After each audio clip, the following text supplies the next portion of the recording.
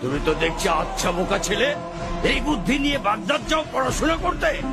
তুমি না বললে তো কেউ জানতেই পারতাম না যে তোমার কাছে এত মূল্যবান সম্পদ আছে। আমার লোকেরা তো তোমার শরীর ঘেটেও কিছু পায়নি।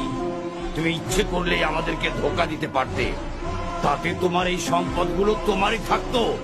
কিন্তু সেটা না করে গোপন জিনিসটি প্রকাশ করলে কেন? কারণ আমি আল্লাহকে ভয় করি, সেই সাথে আমার আম্মার উপদেশ যেন কখনো মিথ্যা না বলি। বিপদে পড়লে যেন আল্লাহরই আশ্রয় চাই, মিথ্যার নয়। কি বললে তুমি? আমার উপদেশ? বিপদও মিথ্যে বলা যাবে না।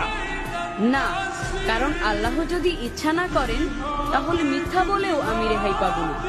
তাই আমি তার কাছেই নিজেকে সঁপে দিয়েছি, মিথ্যার কাছে নয়, তোমাদের কাছেও নয়।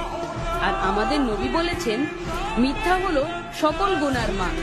মিথ্যাবাদীকে আল্লাহ কখনো ভালোবাসেন না। সামান্য এক বাক্য মিথ্যায় তুমি তোমার কষ্টের জমানো সম্পদটুকু রক্ষা করতে পারতে। আমি বরং তার চেয়ে বড় সম্পদ রক্ষা করেছি, সেটি হলো সত্য, মহান আল্লাহর হুকুম আর আমার মায়ের উপদেশ। স্বর্ণমুদ্রার জন্য আমার কোনো আফসোস নেই। সত্যের চর্চায় এতটাই নির্ভীতি বালক, এই সাহস, এই ভরসা